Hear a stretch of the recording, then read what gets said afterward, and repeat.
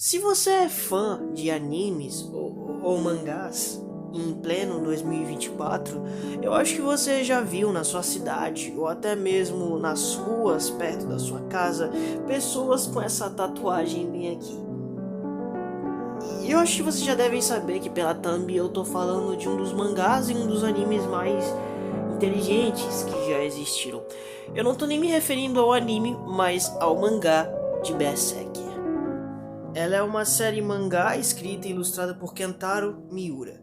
Situado em um mundo de fantasia sombria inspirado na Europa medieval, a história gira em torno de Guts, um solitário mercenário, e Griffith, o líder de um bando de mercenários chamado de Bando dos Falcões. Miura publicou o one-shot de Berserker em 1988. A série começou a ter os seus capítulos publicados no ano seguinte. Ele começou em 89, teve uma substituição de revista e também começou de 92 até os dias de hoje. E ainda neste tempo, teve recentemente a morte de Miura, o criador do próprio mangá, que faleceu em maio de 2021. E o capítulo final que ele escreveu e ilustrou foi publicado postumamente em setembro do mesmo ano. A série foi retomada em junho de 22 sob a supervisão do colega e amigo de infância de Miura, Koji Mori, e do grupo de assistentes e aprendizes de Miura do estúdio Gaga. E caso você realmente não conhece a história de Berserk, este vídeo talvez seja para você. Talvez que não conheça a história, ou que talvez já tenha assistido ou já tenha lido a obra de Berserk e ama essa obra tanto quanto eu. Entre o anime e o mangá literalmente é a obra-prima, aquilo que você vai ler e você simplesmente vai ficar abismado com a qualidade absurda que o Miura tinha pelo seu mangá. Cheio de detalhes, cheio de cicatrizes, uma história totalmente pé no chão, mas ao mesmo tempo muito fantasiosa e literalmente a representação do que hoje você vê nos videozinhos de TikTok de hoje em dia, que é o Dark Fantasy. Sim, para você que não sabe, Berserk é o pai da fantasia sombria.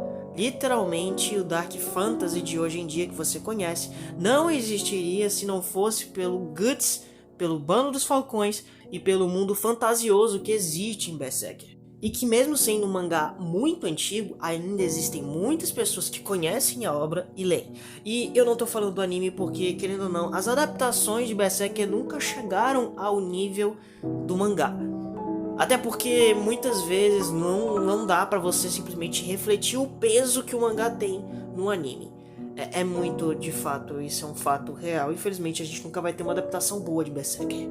Talvez uma versão de 97 que se salve e resto, bom, enfim, eu não assisti totalmente tudo ainda do conteúdo, mas eu leio muito e eu li muito desse mangá e ele é uma trama que foge muito do seu habitual, ele foge muito do shonen, ele foge muito daquele arco de um personagem perfeito ou de um protagonista perfeito. E pra mim, longe de qualquer outra saga, né, literalmente eu ainda não terminei Berserk como um todo. Eu ainda tô avançando e eu tô gostando muito do que eu tô lendo. Até o momento eu cheguei à Era de Ouro, que é literalmente a Era de Ouro do mangá. É a saga literalmente que mostra a introdução do Griffith, do Guts, vai evoluindo, né, o crescimento do Guts e da própria Casca, que são os três personagens principais dessa saga.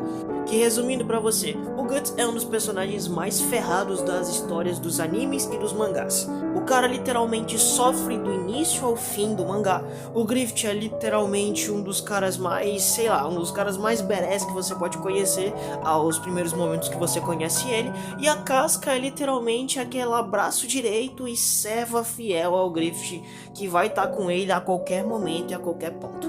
Simplesmente o mangá explora esses três personagens de uma maneira muito interessante e faz com que esse mangá seja único na sua mais pura essência. Falando propriamente do próprio design do Guts, o Guts nem de longe parece ser um tipo de personagem que pode ser considerado muito menos um protagonista de um mangá, mas literalmente ele é o personagem central do mangá, mas nem por isso ele parece um personagem chamativo, como você pode ver num personagem como um Goku, um Luffy ou um Naruto, aquele personagem que mostra uma aura de gente boa. Não, o Guts literalmente é um personagem poucas ideias e muitas vezes agressivo, e que literalmente passou por muita coisa no passado, e isso fez ele ser o que ele é hoje, que é um personagem bem complicado de lidar, mas ao mesmo tempo ele é mais fácil de entender do que os outros personagens que parecem muito mais fáceis de decifrar. O mangá literalmente tem um início muito interessante. Ele não começa do ponto inicial, que é a infância do Guts, mas em si mostra já ele no seu estado de adulto. E depois de tudo isso, o mangá finalmente dá uma inserção para entender quem que é o Guts. Aos primeiros momentos, o mangá tenta mostrar a infância do Guts, que eu não vou entrar em detalhes porque tem gente que nunca leu e eu quero que vocês leiam. E aí, depois disso tudo, a gente vai chegar na Era de Ouro, que é literalmente quando o Guts conhece o Grift. Falando propriamente, sem te dar muito spoiler, para você tentar entender especificamente como essa saga é muito interessante. Ela mostra o Guts conhecendo um personagem chamado Grift, um cavaleiro muito elegante, de boa aparência, de boa índole, que parece ser um cara que literalmente tem um sonho grandioso de tornar o... Nas palavras do Grift, ele tem continuamente o foco em seu objetivo de alcançar o seu sonho de obter o seu próprio reino, disposto a sacrificar tudo para alcançá-lo. Desde o nascimento, ele sempre conheceu o caminho para cima, o que lhe permitiu comandar vários soldados, que é o Bando do Falcão, vulgo o seu nome, né? O nome dele é Grift, mas o apelido dele de batalha é Falcão.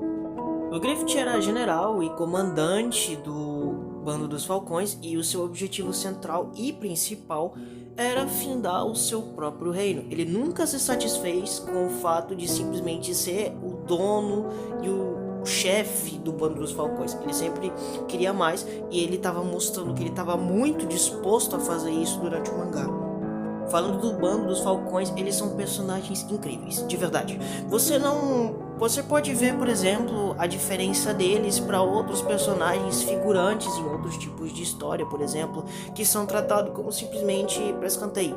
O Bando dos Falcões é tudo menos isso. São personagens vivos e muitas vezes com opiniões fortes. São personagens realmente que têm motivações e acreditam fielmente naquilo que o Grift acredita. Não é como se o mangá literalmente mostrasse todo o background de todos os personagens, até porque seria impossível, mas mostra a determinação que o grupo do próprio Falcão tem de fazer com que o sonho do Grift se torne realidade. E o Guts é simplesmente inserido no meio desse bando. Ele não entra como um personagem que sempre acreditou no Grift, mas é um personagem que simplesmente conhece, onde eles têm o seu primeiro embate, onde eles simplesmente vão conhecendo a motivação um do outro. E isso vai criando uma admiração entre o próprio Guts e o próprio Grift, o que é uma relação meio que muito estranha e ao mesmo tempo confusa. Veja você como quiser, cada um tem sua teoria, tem seu jeito de olhar e ver como funcionava essa relação psicologicamente. Eu não sou nenhum psicólogo para dizer, mas é assim que eu vejo a situação, ao meu ver.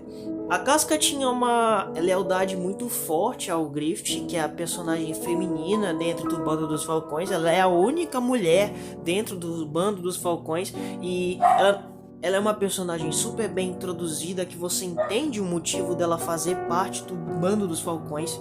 E literalmente é como se o Grift fosse o sol dela. Ele que iluminou a vida dela, que estava cheia de sombras, cheia de trevas, que foi o caminho, o salvador da vida da Casca. Então ela se vê na obrigação de fazer justamente com que o sonho do Grift se torne realidade. Realmente amo como o mangá trata com muito carinho e especificamente trata muito bem o conceito do que é o bem e do que é o mal.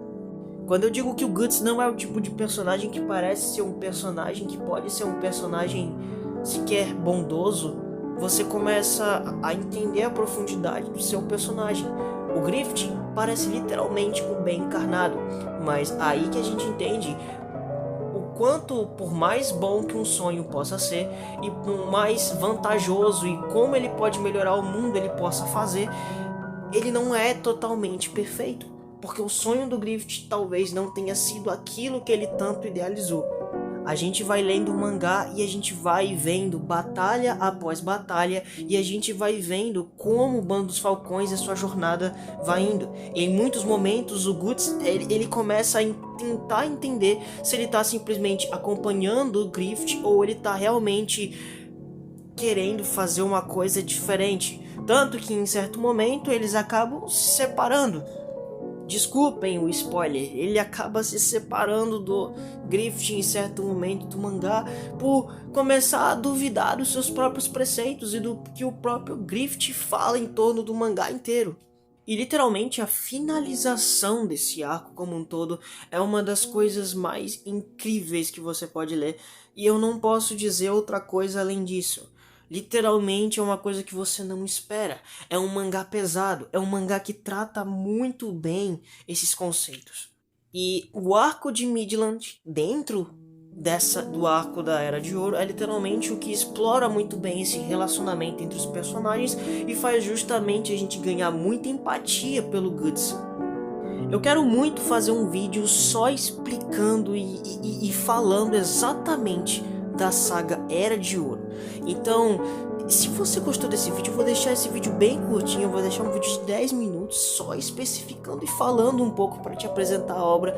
E se você curtir ou você gostar da ideia, eu vou fazer um vídeo só falando da Era de Ouro de Berserk.